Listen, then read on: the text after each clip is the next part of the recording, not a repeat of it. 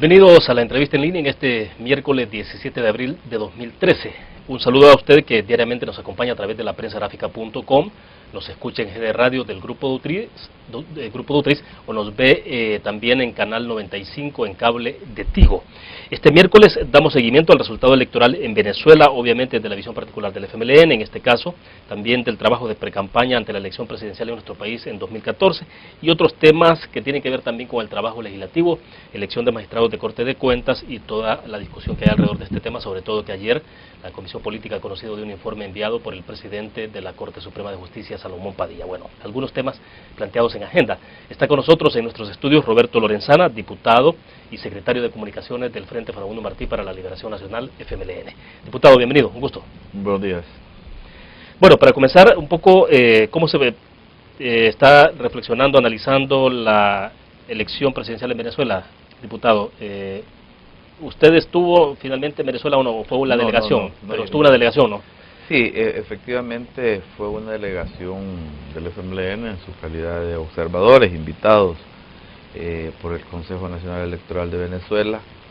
Estuvo el secretario general del partido, Medardo González, estuvo la diputada Lorena Peña, el diputado al Parlamento Centroamericano José Luis Merino y otros colegas. Se pudo presenciar lo que estaba pasando y por supuesto que hicieron una valoración in situ de lo que estaba pasando, pero creo que la información que han trasladado los medios de comunicación permiten hacerse una idea de lo que ha pasado. En primer lugar, es un resultado legítimo.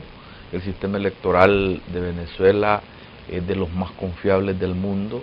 El señor Jimmy Carter, expresidente de los Estados Unidos, llegó a decir incluso que es el más perfecto del mundo, con autoridades electorales con mucha credibilidad, de tal manera de que cuando los resultados son informados, la gran mayoría de observadores internacionales, casi el 100% diría yo, ONGs nacionales e internacionales, dieron como válidos los resultados. El señor Capriles, candidato de oposición, no ha aceptado los resultados, ha empezado a hacer llamados a la violencia. Ya el día de ayer se reportaban 7 muertos, producto de esa convocatoria a hechos violentos, lo cual realmente pone en una situación complicada al país de Venezuela. Nosotros hemos expresado nuestra solidaridad, creemos que el país merece estabilidad política, estabilidad social, los resultados se respeten independientemente de que las diferencias sean grandes, pequeñas, medianas. Estamos hablando de una diferencia de más de 200.000 votos, de tal manera de que es una diferencia significativa. Lo que pasa es que en la elección anterior la diferencia fue mayor, ¿no? Y quizás eso generó una expectativa que podría haber habido un resultado más holgado, pero las elecciones son así. Los resultados se definen de acuerdo a las leyes de cada país, de acuerdo a la Constitución, y en este caso era suficiente tener la mitad más uno de los votos. Ya. Y entonces, ¿a qué atribuye usted los cuestionamientos que hay en torno a, sobre todo en un hecho central, en el que también de alguna forma se ha argumentado de parte de la oposición en Venezuela, y es el hecho de que, bueno, se ha solicitado que se abra el 100% y se revise todo el proceso electoral, el evento electoral? Nicolás Maduro, cuando hizo su primer discurso al cierre del proceso, dijo que estaba abierto a ese procedimiento, pero después se dijo que no. Entonces, ¿no será que ha llegado un momento de que se pueda revisar el procedimiento para darle más certidumbre a esto? Bueno, las autoridades electorales del país sabrán lo que tienen que decir en ese sentido. Ahora, lo que nosotros conocemos, en primer lugar, que el señor Capriles no ha solicitado formalmente a la autoridad electoral lo que públicamente está planteando. Él no ha llegado con un escrito a solicitar que se revise las elecciones, que se haga una auditoría. Lo ha dicho públicamente en conferencias de prensa y ha hecho convocatorias a la violencia. de tal manera de que no corresponde el discurso con los hechos. Luego hay que decir también que la ley electoral de Venezuela establece que debe de haber una auditoría no menor del 54% del voto. Ya la ley establece que debe haber una auditoría, ¿verdad? O sea que esa auditoría deberá hacerse, ¿verdad?, en los próximos días, como lo establece la misma ley. Y no debería esperarse entonces, por ejemplo, no, a hacer todo el proceso de postulación e incluso ya de... No, porque la ley también establece que, creo que dice a más tardar 24 horas más tarde del resultado electoral, el Consejo Nacional Electoral debe hacer la proclamación del candidato ganador, en este caso. Eso lo establece la ley. O sea que no hacerlo significaría incumplir con la ley. Los datos... Pero no resulta irrelevante entonces hacer una auditoría si al final ya se toma una decisión en ese sentido. No, o sea, eso es lo que establece la ley, ¿no? Eso es lo que establece la ley. Entonces debe de hacerse, y por supuesto de que si después saliera un dato distinto, ¿verdad?, al que ha sido presentado, bueno, entonces las autoridades electorales sabrán lo que tienen que hacer, pero yo estoy repitiendo los datos que dicen la misma legislación. Entonces, a nuestro juicio, tratándose de un sistema electoral confiable, donde grandes ONG del mundo como la Fundación Carter ha dicho ese es un resultado legítimo. El mismo gobierno de España el día de ayer reconoció la legitimidad de la victoria de Nicolás Maduro. ¿Por qué no lo habrá hecho Estados Unidos? Eso es lo que cuestiona la presidenta Kirchner, ¿no? Le está haciendo una demanda de que no se inmiscuya en los asuntos internos, generando un ambiente de desestabilización. ¿Cuál es la reflexión del FMLN en particular sobre eso entonces? ¿Cómo lo analizan el hecho de que Estados Unidos esté diciendo de que no se reconoce el resultado? Yo creo que cada país y cada gobierno seguramente tiene determinadas preferencias, ¿verdad? Pero nosotros en todo caso no podemos hablar por otro. Lo que sí creemos es que el resultado es legítimo, lo ha aceptado la mayoría de países del mundo ahorita ya, y Estados Unidos sabrá lo que tiene que hacer oportunamente, pero a nosotros nos parece y que debe de hacerse oportunamente cuando no hay un cuestionamiento de su legitimidad. El mismo presidente Funes, horas más tarde también, en el caso de El Salvador, hizo el reconocimiento respectivo. Bien, hacemos nuestra primera pausa comercial, regresamos con más de la entrevista en línea.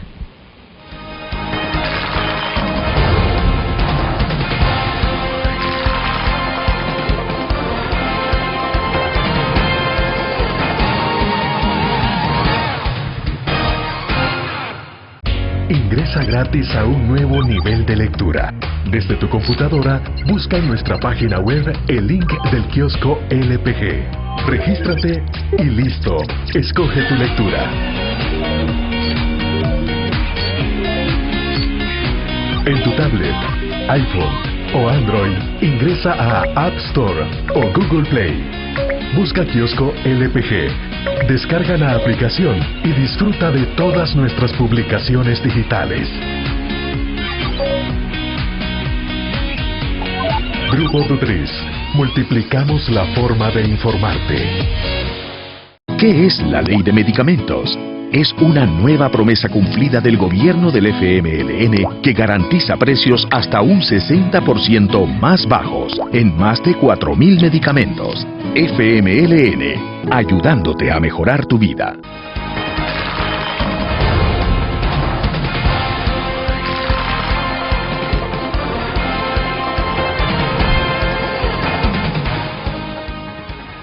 Este miércoles está con nosotros en nuestros estudios desde la sala de redacción de la prensa gráfica Roberto Lorenzana, diputado y secretario de Comunicaciones del FMLN. Hemos iniciado la entrevista conversando sobre el resultado electoral en Venezuela y solo unas consideraciones adicionales sobre el tema para pasar a otros ya más domésticos. Diputado, desde luego usted tiene una vinculación, lo que ocurre en Venezuela tiene una repercusión muy fuerte en América Latina y todos coinciden en que hay repercusiones en cualquier sentido sobre la evolución o el desarrollo de la izquierda. Algunos, sobre todo la derecha en el país, ha sugerido que el resultado de electoral en Venezuela, aún cuando Maduro ha ganado, nos dicen, bueno, Maduro gana pero pierde a la vez, porque encuentra un país totalmente dividido. Luego, en el caso de Capriles, dicen indiscutiblemente un líder clarísimo de la oposición, pero el punto es que esto se sugiere entonces que tendrá repercusiones en la relación concreta con el FMLN, por la parte de financiamiento en los proyectos ALBA, por ejemplo. Mira, cada quien puede hacer sus interpretaciones. Estaba tratando de recordar los números como ganó el presidente Obama de los Estados Unidos, y creo que ganó por un punto porcentual.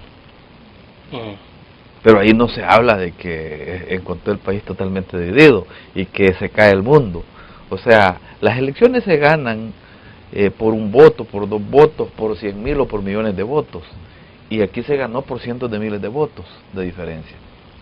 Entonces, lo que hay que hacer es respetar la voluntad popular.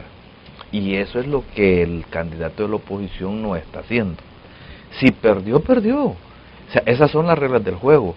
Si yo acepto las reglas del juego, acepto el árbitro, y después digo que no estoy de acuerdo con el resultado de esas reglas del juego y de ese árbitro, simplemente, y no tengo elementos suficientes, la comunidad internacional más bien están diciendo de que los resultados son legítimos.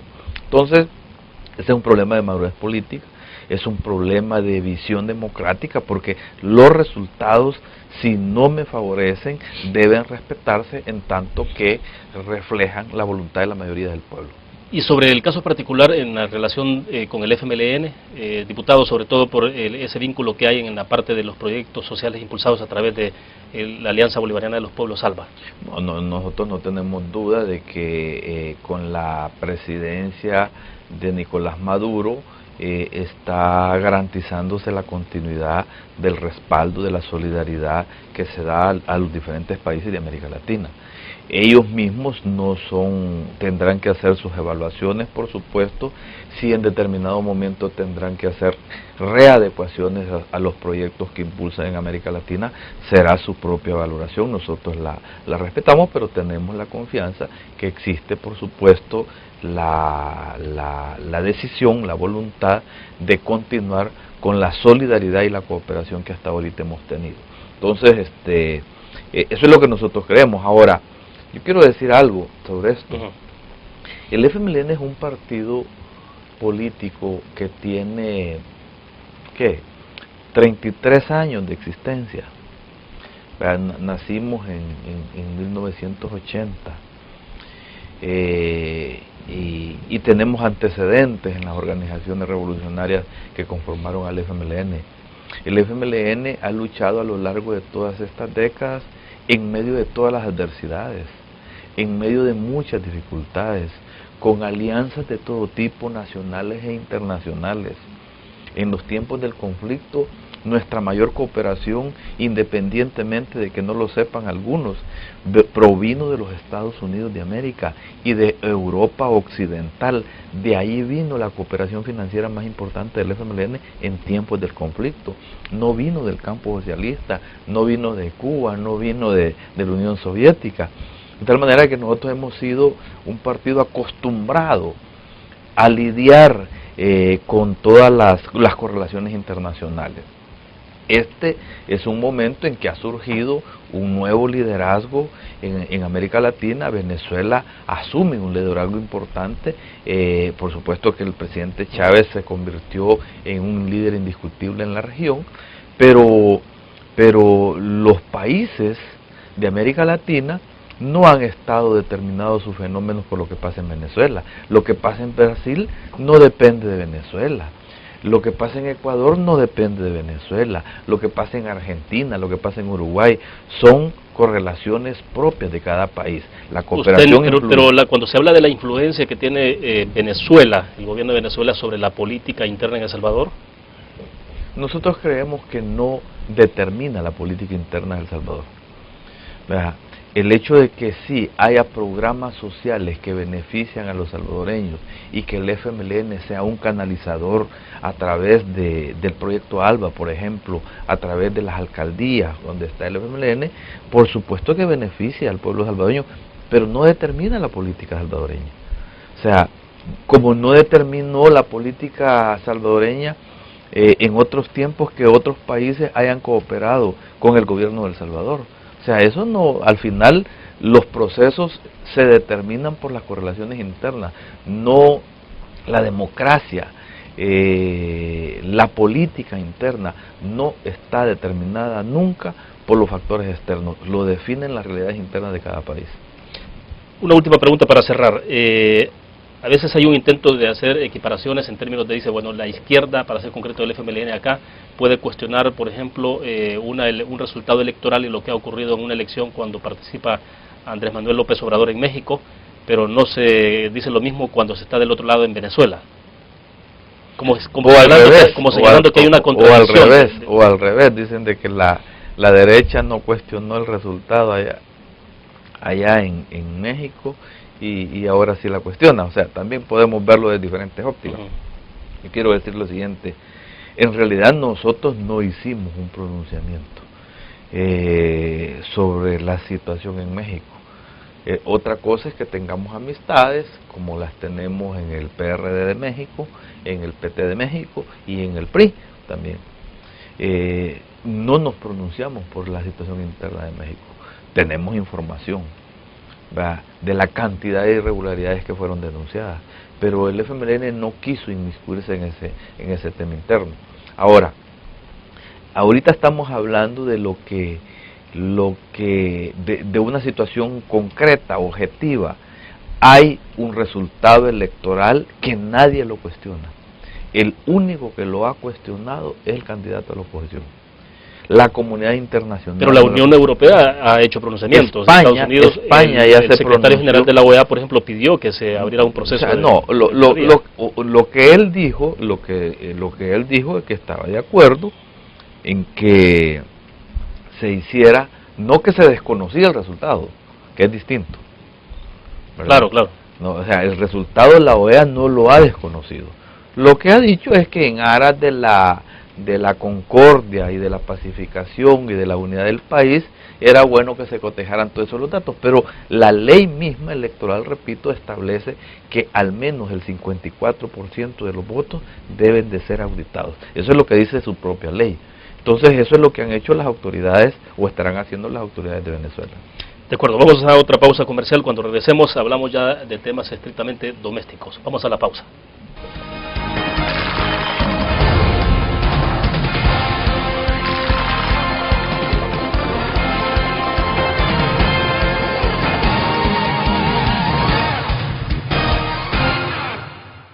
¿Qué es la Ley de Medicamentos?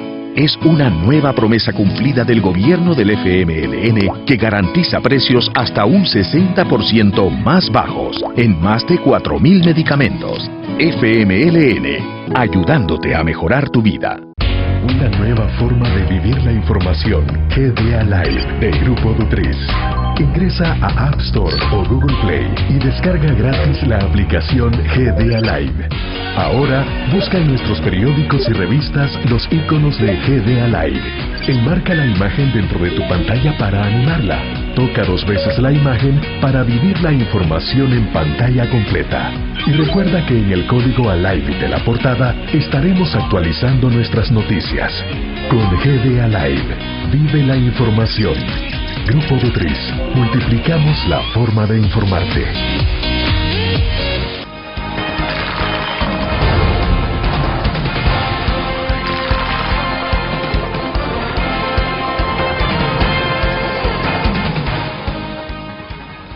Diputado Lorenzana, explíquenos un poco cuál es la visión que tiene el FMLN ya sobre cómo se está planteando o cómo se está perfilando, digamos, en la fotografía de este momento que está viviendo el país en la pre-campaña electoral para 2014, las diferentes tendencias o preferencias que se puedan estar expresando en las diferentes encuestas.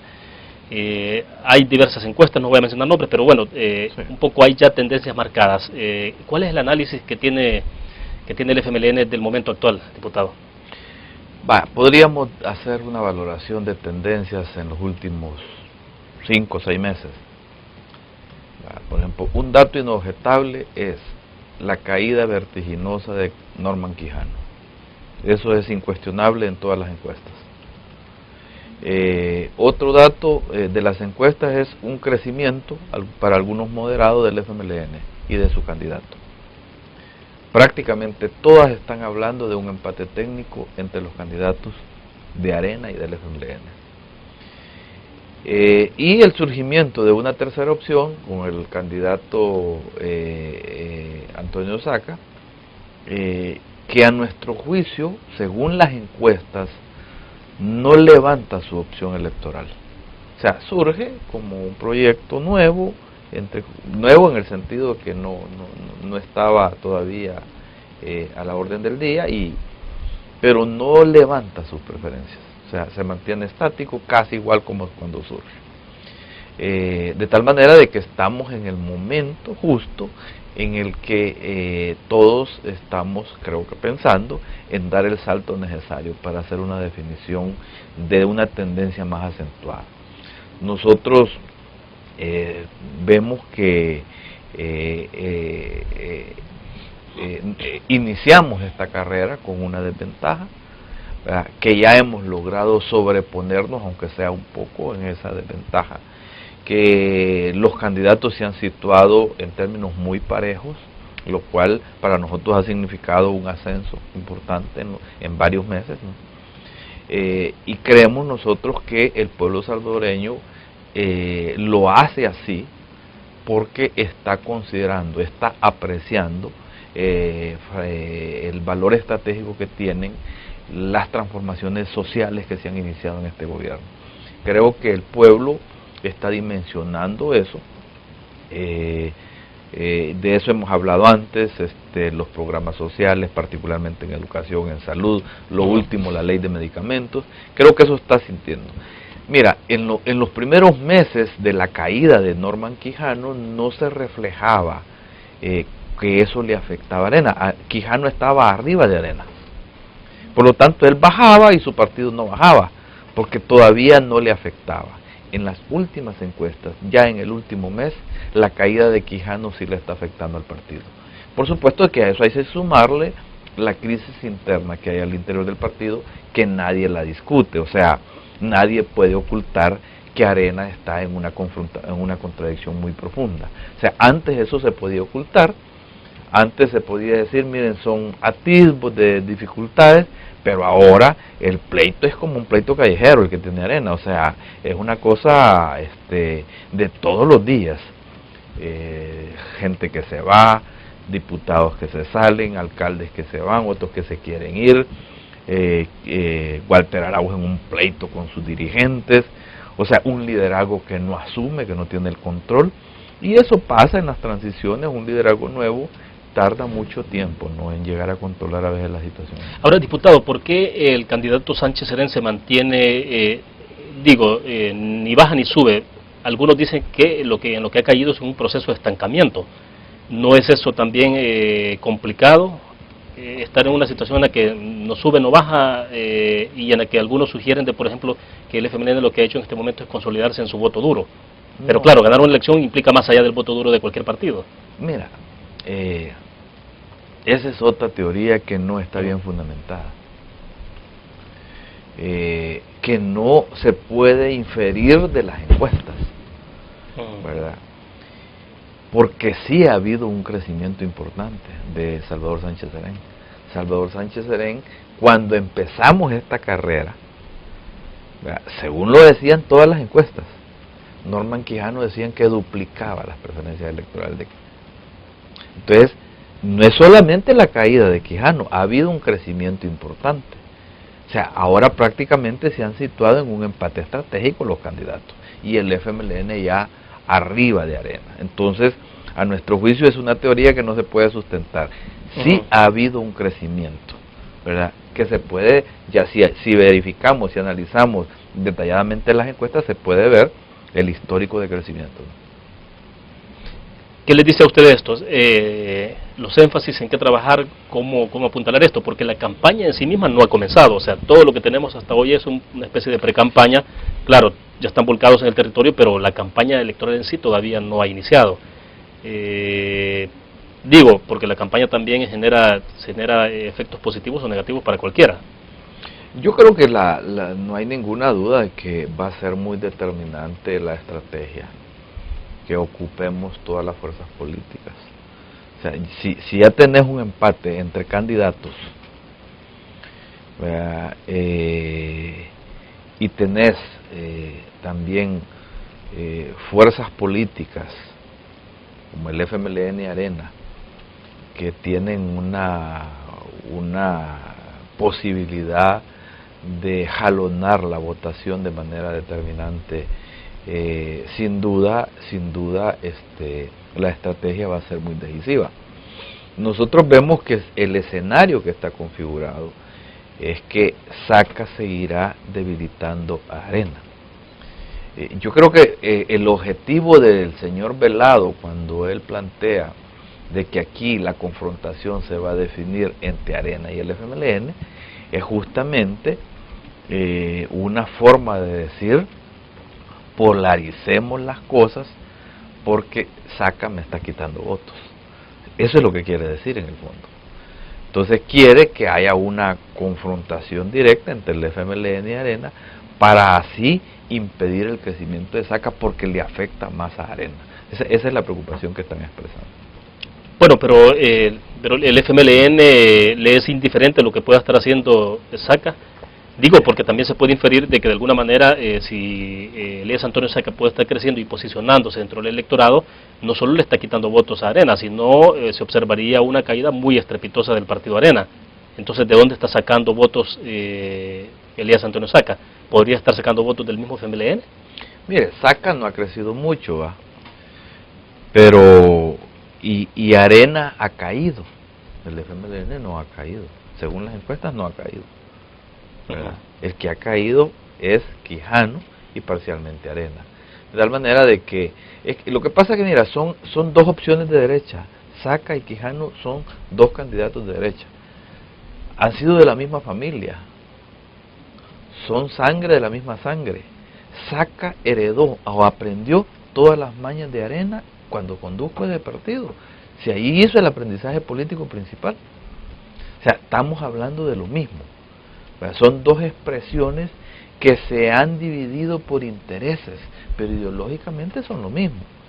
Entonces, sin duda, al ver dos expresiones político-ideológicas del mismo signo, la derecha se divide. Ese es elemental en política. Si tu adversario va dividido, te da ventajas. Y eso es lo que está pasando con Saca y Arena. Bueno, debo hacer una pausa comercial más cuando regresemos, pero bueno, desde la valoración que hace Ernesto Mason, y vamos a hablar de ese tema porque está el voto por rostro, por ejemplo. Ernesto Mason dice, el voto por rostro, a quien le afecta es a Salvador Sánchez Serén por su imagen. Luego también anticipa ahí un poco de que Elías Antonio Saca, bueno, eso lo reitera, que más bien Elías Antonio Saca es el segundo candidato del bloque del FMLN. O sea, una lectura ubica a Saca del otro lado. Usted dice, son los mismos de la derecha, pero él dice, Saca es del bloque de la izquierda. Pero bueno, hablemos de eso después de la pausa.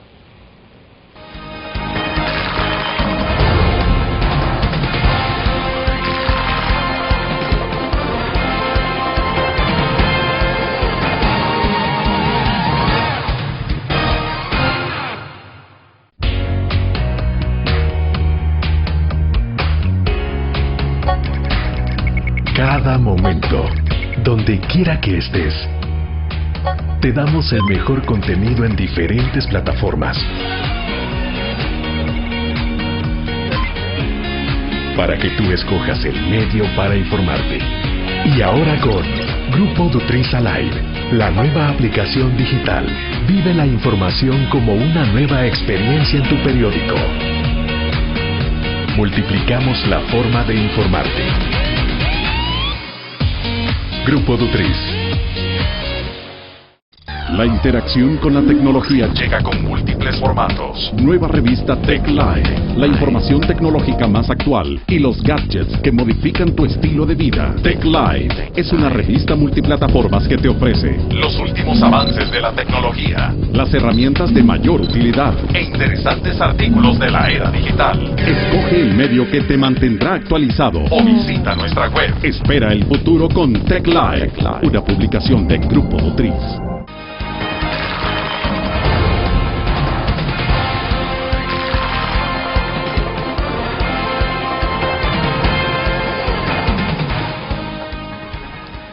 Bueno, le decía Roberto, en el caso de la lectura que hace Ernesto Mason el día de ayer con nosotros acá en entrevista en línea, decía él, bueno, Elías Antonio Saca es parte del bloque, es parte del FMLN, es el segundo candidato del bloque, el segundo candidato incluso del FMLN, se atrevió a hacer ese planteamiento.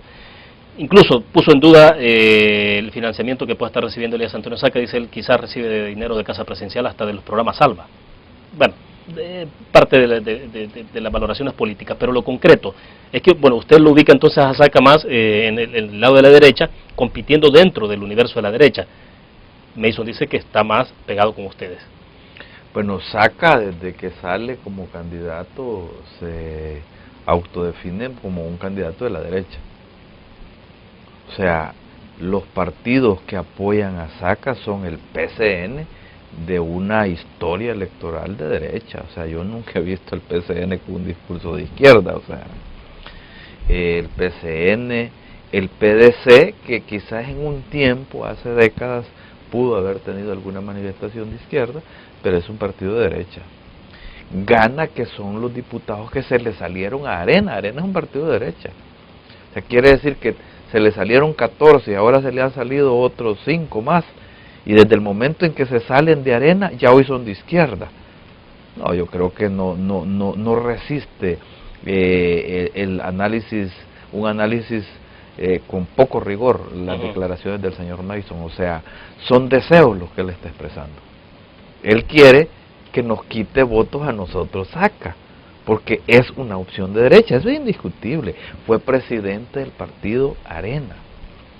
¿Quiénes son las personas que ahora están acompañando a Guillermo Gallego? Fue jefe de la bancada de Arena. El señor Walter Araujo, que es magistrado, está con Saca realmente. Lo que pasa es que no lo pueden expulsar, ¿verdad? Porque generan otro bombazo de crisis. ¿Usted ve a Walter ubicado ya en la línea con... Claro, con sí, Walter está haciendo una provocación. Todos los días les está lanzando provocaciones, está diciéndoles, expúlsenme pues si pueden, y no lo pueden hacer porque generan otro clima de desestabilización. La debacle del partido que será más evidente si lo expulsan. Entonces tienen y no tienen magistrado porque saben que no responde a sus intereses ya. Entonces eso es parte de la crisis. O sea, el Partido Arena ya perdió a su representante en el Tribunal Supremo Electoral. Por supuesto, ya no tiene representante, ya no refleja los intereses de ellos, ¿verdad? Y no lo pueden expulsar porque hacen más profunda, más evidente la crisis. La crisis siempre es profunda, pero la hacen más evidente. Entonces todo eso, bueno, estábamos hablando de Saca, son gente de Arena. Walter fue presidente del partido, hoy apoya a Saca, ¿verdad? El señor que fue canciller Laínez, Francisco Laínez está con Saca, no hay ninguna duda, ¿verdad? Entonces, y dicen que hasta puede ser candidato a la vicepresidencia. ¿De dónde viene Francisco Laínez? Fue precandidato del partido Arena. Entonces, que no vengan con el cuento de que hoy Saca es de izquierda. O sea, el pueblo no va a creer semejante mentira. Ahora, ¿qué tanto se pueden modificar las estadísticas, los números? Porque, insisto, no estamos todavía en campaña electoral. O sea, a medida que se aproxima ya la campaña, y de alguna forma lo tocábamos fuera de cámara, hay una tendencia a la polarización. Y en la polarización, bueno, que casi es inevitable, o sea, entre Arena y FMLN. Encuestas que advierten la posibilidad de una segunda vuelta, bueno, parece que hay mucha coincidencia en que habrá una segunda vuelta electoral. El tema es quiénes son los actores que van a esa segunda vuelta, y en algunos momentos se coloca, por ejemplo, en todo caso serían dos candidatos de derecha, dicen algunos, porque estamos hablando de Norman Quijano y también Elías Antonio Saca, pero Sánchez Serén aparece fuera en cualquiera de esos escenarios. ¿Puede ser tan real eso? Mira, nosotros tenemos nuestras propias encuestas, ¿verdad? Y por supuesto de que analizamos todas las encuestas y no tengo el propósito de descalificar ninguna, porque cada quien hace su esfuerzo y ocupa su metodología y hay que respetarla, pero nosotros tenemos la confianza de que existe la posibilidad de definir un resultado victorioso en primera vuelta. En eso estamos trabajando. venimos desde donde venimos, hemos llegado ya a superar a Arena en este momento. Hay que recordar que el FMLN perdió la elección anterior de diputados y alcaldes, ahora ya nos situamos arriba según todas las encuestas, por un margen todavía moderado, pero es una tendencia. Y nosotros creemos que si esa tendencia sigue en la velocidad que traemos hasta ahora, posiblemente de aquí a enero nosotros ya tengamos los números suficientes para definir en primera vuelta. Esa tendencia es la que nosotros estamos cultivando, la que reflejan las encuestas. O sea, subir aproximadamente más de 15 puntos. Sí. Casi que un punto lo que pasa es que, mira, medio porcentual en cada mes. Lo que pasa es que cuando tú sacas los indecisos, los porcentajes son más altos en ambos casos. Cuando ya te sitúas en el escenario de lo que se llama el voto válido, ¿verdad? Entonces los porcentajes están arriba del 40%, ¿verdad? Porque ya sacas los indecisos, o sea, sí. Esos indecisos tendrán que definirse. Generalmente la tendencia en la definición de los indecisos es más o menos correspondiente con los porcentajes que cada quien tiene, más o menos, ¿verdad? Esas son las tendencias normales de la definición de los indecisos, que se prorrotea más o menos en proporciones similares. De tal manera de que lo que tenés que alcanzar no es menos realmente, en términos reales. De acuerdo, vamos a una pausa comercial más, regresamos.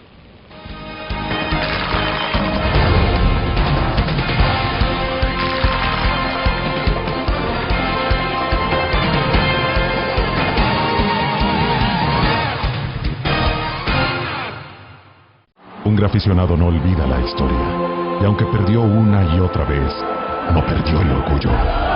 El graficionado se levantó entonando su grito de batalla, respirando gritos de gol y celebrando las épicas victorias.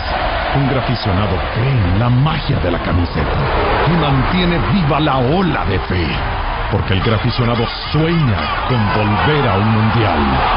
El gráfico lo hacemos por deporte. Cada momento, donde quiera que estés, te damos el mejor contenido en diferentes plataformas para que tú escojas el medio para informarte. Y ahora con Grupo Dutris Alive, la nueva aplicación digital. Vive la información como una nueva experiencia. Multiplicamos la forma de informarte. Grupo Dutris.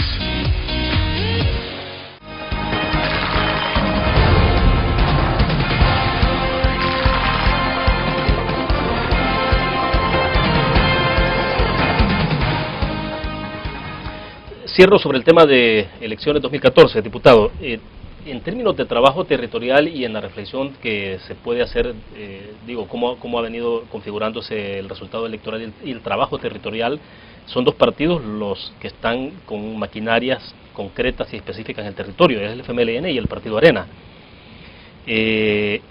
Se puede pensar en un tercer actor que pueda estar definiendo, inclinando la balanza, y me refiero concretamente a Elías Antonio Saca en este caso, para una segunda vuelta, es decir, conociendo cuál es la estructura de cada uno de los dos partidos y que hoy por hoy no necesariamente cuenta con esa estructura de trabajo territorial, gana en los demás partidos incluso.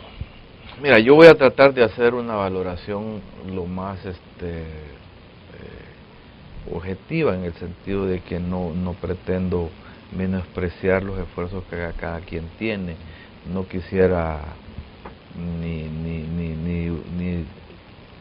sesgarme con una valoración subjetiva, pero nosotros vemos al FMLN muy unido, así nos vemos nosotros. Hemos logrado un nivel de cohesión muy alto, con una fórmula que trabaja cohesionadamente, con una dirección del partido que no tiene fisuras, con una bancada que está en correspondencia con el lineamiento estratégico. Así vemos nosotros el partido, y en el terreno organizados trabajando diariamente. Vemos Arena que no sale de su crisis, que hicieron una convención para elegir una nueva dirección del partido que no tiene un liderazgo suficiente, no le hacen caso, que los diputados se van, que ya hubo alcaldes que empezaron a decir que se quieren ir, hay un pleito público entre algunos dirigentes de ellos, de tal manera que eso influye mucho en el terreno. En el terreno la situación no es muy buena para Arena, porque también hay mucha militancia de esa que está siguiendo los planteamientos de los que están en pleito. Y eso lo digo sin el ánimo de generar simplemente así lo vemos. O sea, en el análisis de conveniencia, digamos, o sea, no tengo el propósito de hacer un análisis de conveniencia, sino el pleito entre ellos, ahí está en la luz pública. Gana, estos partidos tienen un esfuerzo que tampoco lo podemos despreciar, pero no logran realmente ser una fuerza organizada, cohesionada. Son 3 partidos que cada quien tiene sus propios intereses, que no responden a las mismas motivaciones. En la misma asamblea tienen diferencias entre ellos. Entonces, sin embargo, están haciendo un esfuerzo, están tratando de vender una bandera distinta, que es una marca que nadie conoce. La marca de unidad, pues, la conocen algunos en la propaganda, pero no es marca.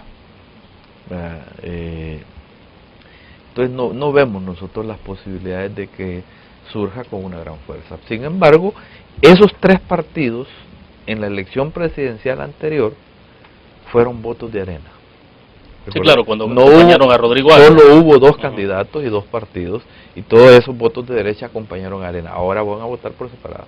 Entonces lo que usted está planteando es que lo que hay del otro lado es, por un lado, una izquierda sólida y por el otro lado una derecha dividida. Una derecha dividida, sí. Esa es la evidencia. Aunque se parezca que eso es un poco de blanco y negro, o sea. Sí, pero dígame, ¿con quién fue el PCN y el PDC en la elección anterior? ¿Con Arena? Ellos lo acompañaron, ¿verdad? Desinscribieron sus candidatos para apoyar a Rodrigo Ávila. Ahora llevan otra opción. Y además de eso, una tajada de Arena, que es Gana, se va con esa otra opción. O sea, la derecha está dividida, no vemos otra lectura, ¿verdad? Esa es la lectura simple, pero es objetiva, creo yo. Bueno, hablemos del trabajo legislativo. ¿Qué está pasando finalmente en torno a la elección de magistrados de Corte de Cuentas de la República? ¿Se va a elegir o no magistrados de Corte de Cuentas? Se pregunto porque ayer han recibido ustedes en la Asamblea Legislativa un informe de Salomón Padilla, el presidente de la Corte Suprema de Justicia, donde se refiere muy puntualmente a la decisión que tomaron los 4 magistrados de la Sala de lo Constitucional, y ahí hay pues toda una discusión planteada porque él ha utilizado algunos términos que dice que eso fue improcedente e inaceptable. Incluso lo reflejamos esta información ahora en la edición impresa de la Prensa Gráfica. Dice Padilla que es inaceptable la nueva nulidad de elección de Corte de Cuentas. Mira, la Asamblea tiene que hacer lo que crea conveniente, y nosotros creemos que hay que trabajar porque se respete la institucionalidad del país. Nosotros tenemos que garantizar el funcionamiento de las instituciones. No debe haber acefalía en la Corte de Cuentas. La Corte de Cuentas es una institución importante en la vida nacional que tiene que garantizar la transparencia en el uso de los recursos públicos. En ese sentido es indiscutible que debe de resolverse el problema, en términos muy generales, ¿verdad? Hay que dar una respuesta a esto, ¿verdad? Por supuesto que nuestro deber ser está planteado en el sentido de que debe hacerse en el marco del respeto a la Constitución del país. Ahora tenemos una diferencia en la Corte Suprema de Justicia. El presidente de la Corte dice de que lo que hicieron 4 magistrados no tiene validez porque no hubo reunión. El único que puede convocar es él. Nunca convocó. No se sabe dónde fue la reunión, en qué lugar del país hicieron la reunión, porque no fue en la Corte. Él estaba reunido con la Corte Plena y ellos no estaban. Entonces, a saber en qué lugar del país hicieron la reunión. y emitieron un comunicado por la página web en la que se conoció una sentencia, ¿verdad? Sin haber sido convocado por el presidente de la Corte, como dice su propia ley. Aunque la sala argumenta que no es una sentencia, una nueva sentencia, sino seguimiento al cumplimiento de la sentencia. Le dieron carácter de sentencia. En la notificación que enviaron a la Asamblea Legislativa le dieron carácter de sentencia. Entonces, de tal manera de que nosotros tenemos que analizar rigurosamente esa diferencia que hay. Todavía no sabemos cómo va a reaccionar la Corte frente a una solicitud de amparo que hay, entiendo yo, de 2 de los magistrados electos que fueron impugnados. Y luego de que la Corte defina eso, creo que la Asamblea, independientemente de todos los factores, debe de tener el criterio y debe de imponerse el criterio de que el país debe de funcionar, que sus funciones deben de funcionar y que no debe de haber acefalía. Pero entonces una opción es que no se elija un nuevo magistrado, si no se cumpla con esa sentencia que usted dice. Es que el problema es que esa es una opción. El problema es ellos dicen que es sentencia, ¿no? El presidente de la Corte dice que es un comunicado, porque no le da el carácter de sentencia, porque no hubo reunión. Ahora, pero y en ese caso, si no convoca a Salomón Padilla como presidente de la Sala de lo Constitucional, lo que se está imponiendo ahí no es, algunos sugieren que lo que se puede imponer ahí es el espíritu del 743, del decreto famoso, cuando exigía la unanimidad en las votaciones en la Sala de lo Constitucional, que es lo que se está volviendo en este caso, porque entonces la ausencia o no de un magistrado, y en este caso el Salomón Padilla, prácticamente deja sin posibilidades de que pueda resolver la Sala. No, yo creo que no, porque aquí estamos hablando de un procedimiento. O sea, la Constitución establece que el presidente de la Sala de lo Constitucional es el mismo presidente de la Corte. Y según su propia ley, quien convoca a la Sala es el presidente de la Corte, es el presidente de la Sala. No hubo convocatoria, ¿verdad? No hubo convocatoria, por lo tanto, no hubo reunión. Y no se sabe en qué lugar del país la hicieron, porque en ese momento había Corte Plena. Estaba reunida la Corte Plena y ellos no estaban, al menos no estaban en la Corte Suprema de Justicia. Entonces, si fueron a firmar un papel y después lo pusieron en la página web, bueno, habría que ver hasta dónde eso se considera una resolución válida. Pero digo, eso es el conflicto que tienen al interior de la Corte. Cuando al interior de la Corte diriman eso, esperamos nosotros que sea pronto, creo que la Asamblea debe responder asegurando que no haya acefalía en la Corte de Cuentas.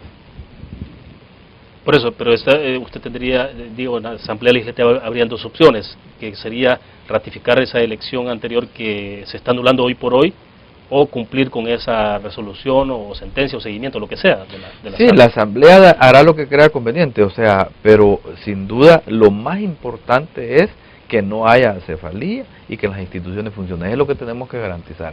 Nosotros sabemos que en todo eso ha habido un criterio político que se ha venido imponiendo, porque en aras de no generar confrontación, en aras de que haya un ambiente positivo, se han venido tomando acuerdos que, aunque friccionan con el texto constitucional, pero en aras de que el país funcione y que no haya problemas, se ha estado haciendo. Pero yo creo que ese es un tema que tenemos que reflexionarlo hoy mejor. Bueno, perfecto. Vamos a la última pausa comercial. Regresamos.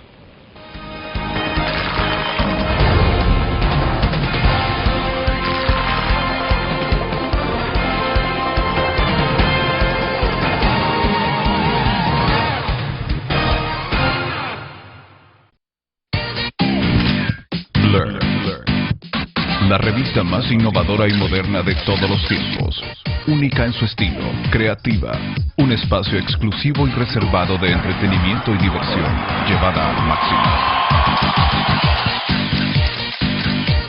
Blur. Time Out, Movie, lo mejor de la cartelera. Art. Shopping, la guía de la moda. Go, viajes cortos fuera de la ciudad. Blur. Ingresa gratis a un nuevo nivel de lectura. Desde tu computadora, busca en nuestra página web el link del kiosco LPG. Regístrate y listo. Escoge tu lectura. En tu tablet, iPhone o Android, ingresa a App Store o Google Play. Busca Kiosco LPG, descarga la aplicación y disfruta de todas nuestras publicaciones digitales. Grupo Dutriz, multiplicamos la forma de informarte.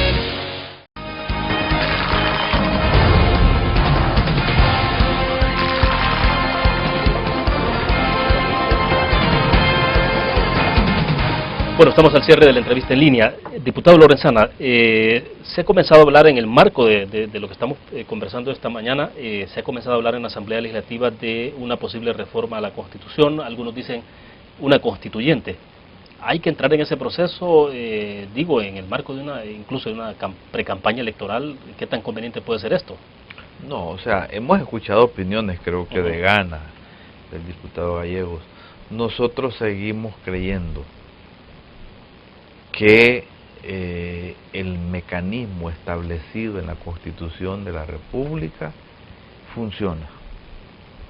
La Constitución establece que la reforma constitucional se debe hacer en base a un acuerdo que toma una legislatura por mayoría simple al menos, que debe ser ratificada por otra legislatura en mayoría calificada. Nosotros creemos que ese es un mecanismo que ha funcionado y se puede seguir ocupando. Hoy por hoy, ¿verdad?, la Comisión Política del FMLN no ha discutido nada de eso, de tal manera de que nosotros seguimos creyendo en que debe de continuarse con el mecanismo que establece la Constitución de la República. O sea, hoy por hoy nadie está planteando reforma. Y el FMLN es clave en la votación, ¿no? O sea, quien lo ha estado planteando es Gana, ¿no? Y ellos tienen y nosotros respetamos su opinión. Pero bueno, en la Asamblea al final de cuentas también es cuestión de correlación de fuerzas y de votos. Sí. Pero nosotros creemos que el mecanismo sigue siendo válido, lo hemos estado ocupando en los últimos años y ha dado resultados. Uno no puede descartar en la vida que en algún momento de la historia pudiese haber una convocatoria, pero una constituyente significaría que hay que convocar a elecciones de constituyentes, y eso no está planteado. ¿Cuándo va a ser una elección de constituyentes? No hay un acuerdo de eso, no hay un mecanismo, no hay una convocatoria. Entonces, ahorita lo que tenemos es planteado de inmediato es una elección presidencial, no una elección de constituyentes. O sea, realmente nosotros no le vemos viabilidad a eso. Pero tampoco ha habido encuentros o cabildeos con ustedes de parte de Gana. Para nada, es un esfuerzo mediático. Bueno, perfecto, se nos agotó el tiempo. Diputado Lorenzana, como siempre queremos agradecerle pues que esté atento entonces al llamado que hacemos. Mucho gusto, muchas gracias. Bueno, terminamos entonces la entrevista en línea. Quiero invitarlos a ustedes a que nos acompañen mañana. Estará con nosotros en nuestros estudios Lina Pol, la viceministra de Medio Ambiente y Recursos Naturales, para conversar sobre todo esto del cambio climático, inicio del invierno y bueno, cómo está preparándose el país ante esta situación. Nos vemos entonces mañana.